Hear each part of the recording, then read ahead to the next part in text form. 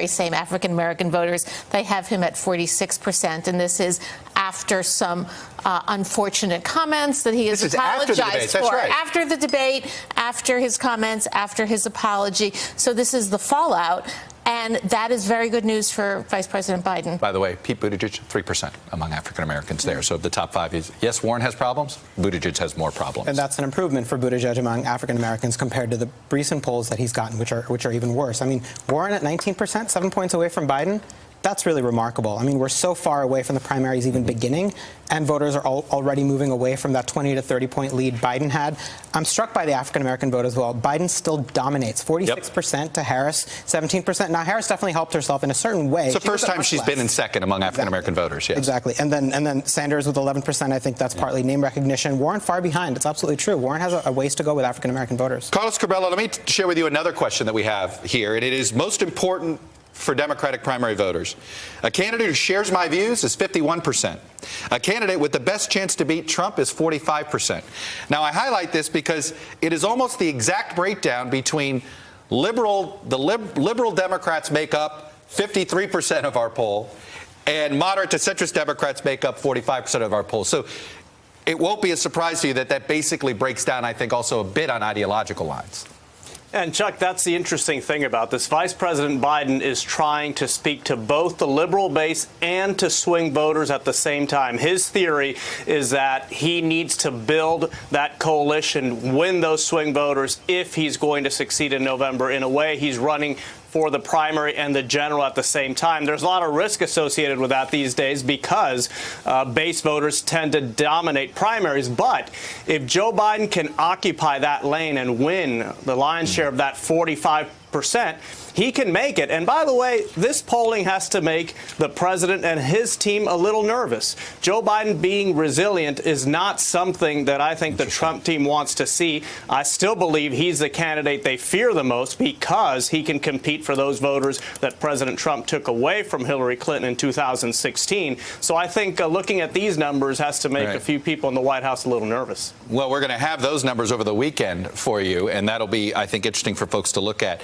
So for the table here, I want to show you in that we also asked you among Democratic primary voters, do you want to see major change, even if it's more complicated, more costly, harder to do, or a little less change that's a little less costly, okay? And we tried to reword this just to get it. And you see here, a majority of Democratic voters, 54%, want something, even though they may be less likely and more costly, think Medicare for all, they still are more aspirational about it with 41%. And here's what's interesting there. In that group, you won't be surprised, Warren leads among those wanting big change. Biden leads among those wanting a little less. She has a plan for big change. Yes.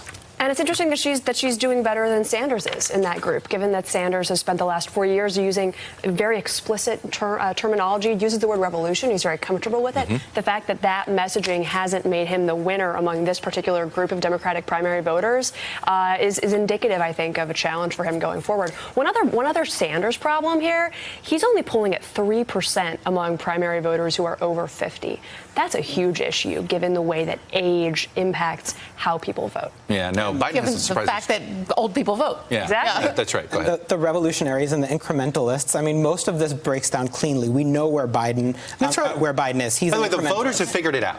The voters have figured it out. The voters know which ones are the detail people and the big idea people, which ones are the pragmatists trying to get everybody to get along. They've figured it out already. And we know who the revolutionaries are. That's Elizabeth Warren. That's Bernie Sanders. Kamala Harris is in an interesting position here. She's a little bit of both. She's embraced some incrementalist ideas. She's embraced some revolutionary ideas. She's supporting the single-payer bill that Sanders has co-sponsored, as well as the public option bill that Michael Bennet, her other rival, has co-sponsored. So some of them are walking the line here, whereas others are cleanly in one category or the other. And you can see, to the Harris point, that in these groupings, she doesn't perform at the top of either group. She doesn't perform at the top of the revolutionaries or at the top of the moderates, but she performs adequately in both. And the question is whether that's the compromise, is a lane for her in this situation. I tell you, though, Carlos, I feel like I'm hearing Ruth's description, and I remember people saying, oh, Marco Rubio is this guy that's a little bit like what your description of Marco Rubio, Ruth.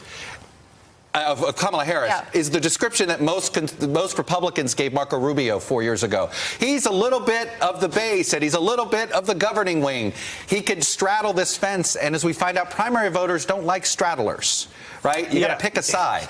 Yeah, the perfect candidate isn't always the candidate that wins. And certainly Marco Rubio, who I supported in 2016 after Jeb Bush dropped out, was a very attractive, charismatic, strong candidate for Republicans. But that's not what voters were looking for that year. And I think what's happening to Bernie Sanders, Chuck, is something that could happen to President Trump. Bernie Sanders in 2016, there was a great novelty to him. He was interesting. He was loud. Some people would say he was radical. Same thing with the president. The first time you do that, it calls a lot of attention. The second time, it starts getting a little old, and people start looking for other options. No, the president himself is realizing his tweets don't get the same amount of attention. He wants to blame social media. It's because people are probably just worn out by him. It's the market.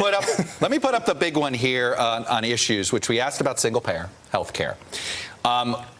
Overall, it was a split that was fairly even, 44% in favor of it, 49% against it. But when you look inside the numbers and you see these splits, there's 72% of Democrats want it, but only 36% of independents and only 14% of Republicans. Ruth Marcus, those aren't numbers that tell you they can run on single payer, at least when I look at that independent number. That's, to me, the warning sign for Democrats. Hello, YouTubers. If you're watching this, it means you've checked out our channel, so thank you. Now do me a favor, subscribe by clicking on that button down there.